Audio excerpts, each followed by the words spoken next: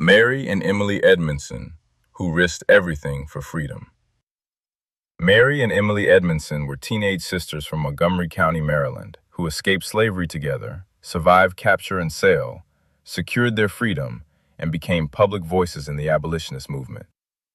Mary was born around 1832, and Emily around 1835. Their father, Paul Edmonson, was a free black man, but their mother, Amelia, was enslaved. Under the laws of slavery, children inherited the legal status of their mother. Therefore, Mary, Emily, and their siblings were legally considered property, despite having a free father. On the night of April 15, 1848, 15-year-old Mary, 13-year-old Emily, and 4 of their brothers joined a coordinated escape from Washington, D.C. A total of 77 enslaved men, women, and children boarded a schooner named the Pearl. The destination was New Jersey, where they hoped to claim freedom.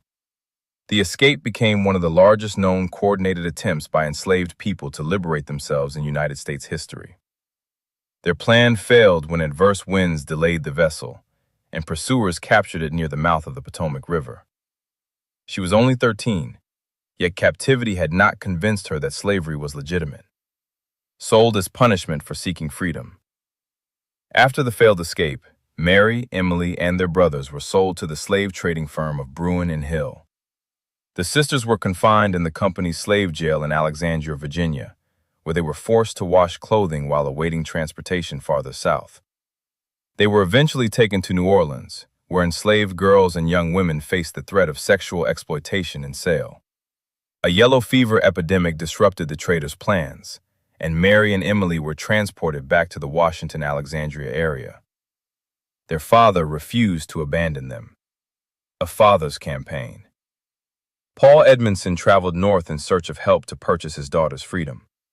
His campaign eventually led him to abolitionist minister Henry Ward Beecher and Beecher's congregation at Plymouth Church in Brooklyn.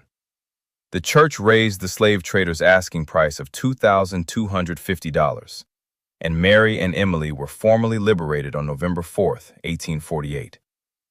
Their freedom had to be purchased because the law protected the financial interests of enslavers rather than the natural rights of the people they held captive. But freedom did not end the sisters' struggle.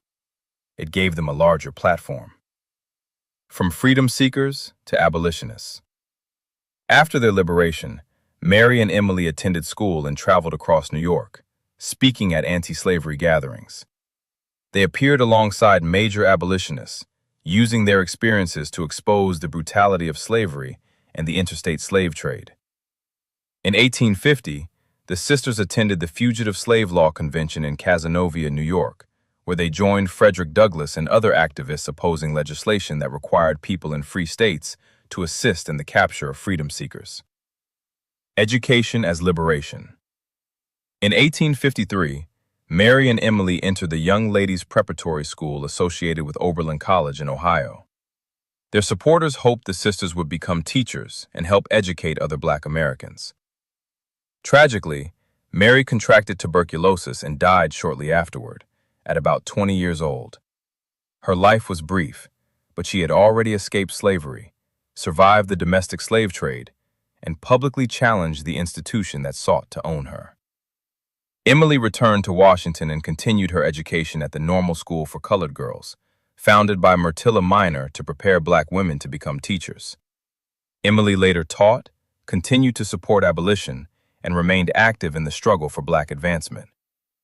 She married Larkin Johnson, lived for a time in Sandy Spring, Maryland, and later helped establish the Hillsdale community in Anacostia. She maintained a close relationship with Frederick Douglass until his death. Emily died on September 15, 1895. Their legacy. Mary and Emily Edmonson were teenagers when they boarded the Pearl.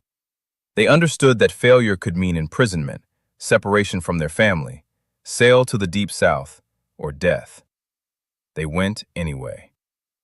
Their story reveals that enslaved people did not passively wait for presidents, courts, or armies to deliver freedom. They planned escapes, protected one another, challenged their captors, and forced the nation to confront the meaning of liberty. Mary and Emily Edmonson were born into slavery, but they refused to accept slavery as their destiny. To support the channel, please click the like button and subscribe to receive new videos.